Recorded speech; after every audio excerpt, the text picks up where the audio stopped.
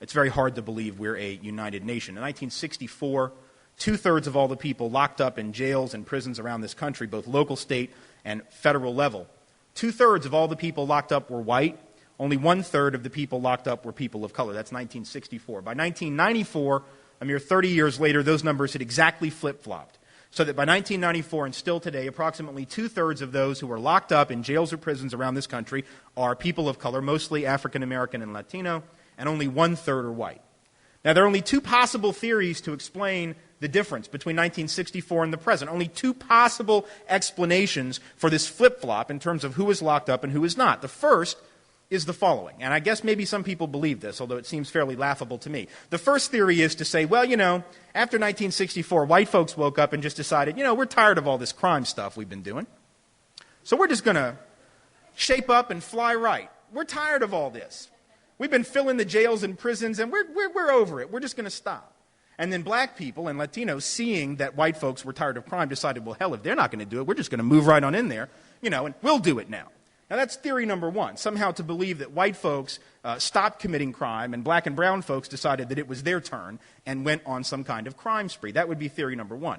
Theory number two, which I think is a little bit more deep and no doubt more accurate, is that over that 30-year period, it wasn't a matter of white crime as a share of overall crime diminishing or black and brown crime as a share of overall crime increasing, because in fact the percentages didn't really change very much. In fact, the rate of African American crime has not changed hardly anything in the last 25 years. But what has happened is an increased concentration of law enforcement resources in dollars, police, etc., in communities of color. And I would say it's not a coincidence that that happened after 1964, you see.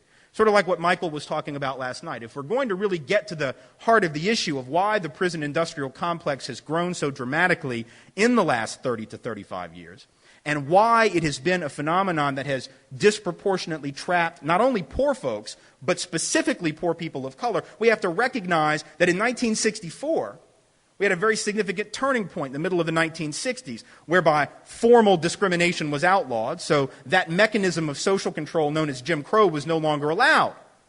So if you have one mechanism of social control keeping certain people, quote-unquote, in their place that is no longer going to be allowed, it is now outlawed.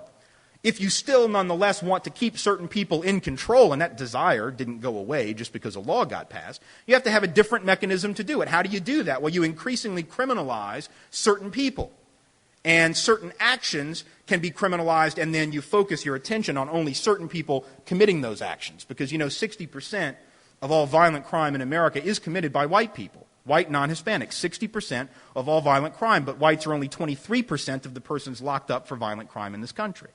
So it isn't just that violent crime is illegal, that certain forms of violence are illegal, it's that only certain people who commit acts of violence are considered criminal. And that's even true at the street level, let alone at the level of corporate crime, which of course is not considered crime at all. It's considered malfeasance, it's considered fraud, it's considered an unfortunate byproduct of the economy. So if a company puts out a faulty product that kills thousands of people, if Ford Motor Company puts the Pinto on the street knowing full well that it's going to kill people and injure them, but decides, it would cost way too much to fix this design flaw, it would cost $13 a car, we really can't afford that, so let's just put the car out there and we'll pay off the victims of the dead, we'll pay off the families of the people injured. That's what we'll do. And Lee Iacocca is the one who made that decision, but after doing that, he wasn't looked at as a corporate criminal or a murderer, even though people did die as a result of the design flaw in the Ford Pinto. He was looked at as a potential presidential candidate. So it's not only that violence is criminalized, it's that certain people's violence is taken more seriously than other people as a mechanism of social control. The war on drugs, of course, a perfect example of that. 74% of all the persons in this country who use illegal narcotics are white like me. That's not to say that I use illegal narcotics, but I am white. Follow the analogy here. I'm not outing myself in any way with regard to that. 74% of all the illegal drug users are white, but we are only 10% of the persons locked up for drug offenses. Black folks are 14% of all drug users, roughly the same as their share of the population, but they are 74% of those locked up for a drug offense.